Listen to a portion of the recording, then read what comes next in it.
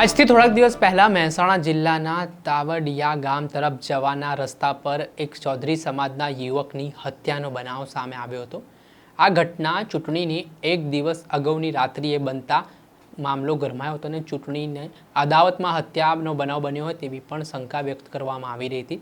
ત્યારે આ મામલે 6 જેટલા આરોપીઓની પોલીસે ધરપકડ કરી હતી ને આજે આરોપીઓને ઘટના સ્થળે લઈ જઈ પોલીસે શું કર્યું વિગતે વાત કરીએ। વૈષ્ણવજન તો તેને કહીએ જે પીડ પરાઈ જાનાને રે। દર્શક મિત્રો, નવજીવન ન્યૂઝમાં આપનું સ્વાગત છે। હું છું ફૈઝાન। આજથી થોડાક દિવસ પહેલા મહેસાણામાં મિતેન ચૌધરી નામના યુવાન તાવિયાડ ગામ તરફ જવાના રસ્તા ઉપર હતા।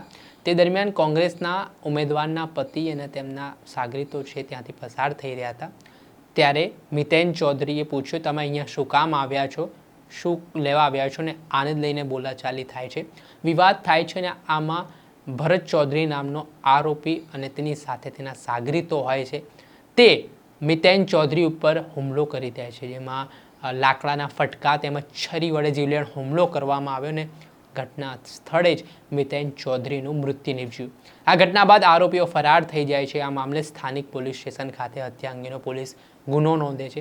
તપાસના ધમધમાટની શરૂઆત કરવામાં આવે છે અને ગણતરીના દિવસોમાં આ હત્યામાં સંડોવાયેલા ભરત ચૌધરી સહિત 6 આરોપીઓની પોલીસે ધરપકડ કરી। ધરપકડ દરમિયાન મહેસાણાના એસપી હિમાંશુ સોલંકી દ્વારા ખુલાસો કરવામાં આવ્યા અને આ હત્યાનો ભેદ ઉકેલી લેવામાં આવ્યો। પરંતુ આજે સમગ્ર પરિસ્થિતિનું નિર્માણ થયું હતું।